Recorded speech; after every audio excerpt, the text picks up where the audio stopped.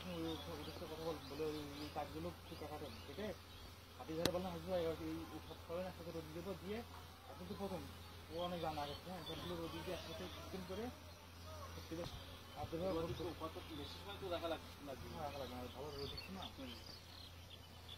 রাখলে মনে করে আপনি 10 মিনিট 5-7 মিনিট পরে উল্টে দেওয়ার পরে